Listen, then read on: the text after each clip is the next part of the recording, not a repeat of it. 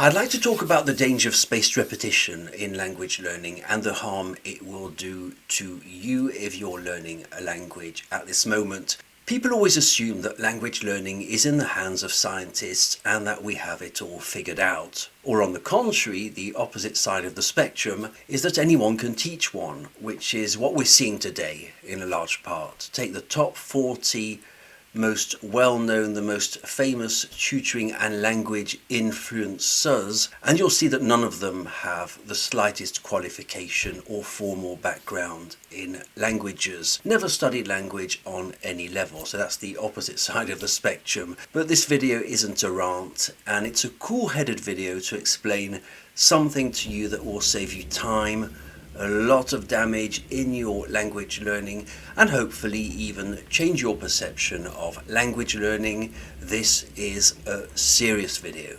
So let's leave this side of the spectrum, the YouTube influencer non-qualified side of the spectrum, and go to the opposite side of the spectrum, the scientific side of the spectrum. Let's go back to our team of scientists, or in this case our team of linguists. One big theory in language learning goes by the name of spaced repetition.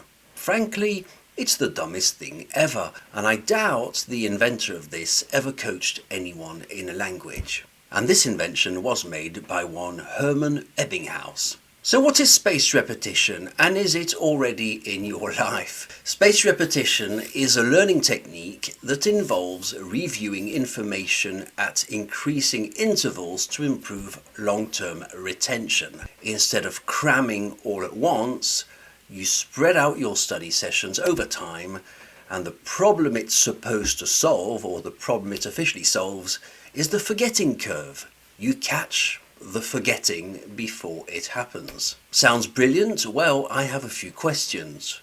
How do you know what you've forgotten? How can you review what you've forgotten if you don't know what you've forgotten because you forgot it? How do you organize this ever-changing learning among thousands of words? Can it be applied to forgetting more than just vocabulary, such as a certain grammar logic, a logic of grammar, or even a sound? If you do forget, why is it an issue to start with?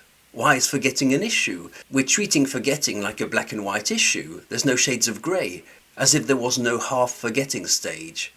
There's no distant memory. There's no subconscious memory. It's either you know or you don't. If we do forget things, why is it necessarily bad? Why would I want to remember something I don't need? I made a YouTube video recently in which I spoke Dutch after a 30-year break. With no practice, it just came back. I forgot a lot of it. Why? Because I don't need Dutch. Just came back easily. Why? Because I learnt Dutch in a certain way that involved deep understanding. I didn't need to space repeat my Dutch. And you shouldn't either. If we have to practice like robots at remembering a language, it also means that we have to force ourselves, and it treats language as a problem, doesn't it? In doing so, you don't own the language. That's a very big issue I have with spaced repetition. You don't own the language. You create a system, you create a device to discipline yourself into remembering, and you're not the hero of the story. You're not the hero of your own story.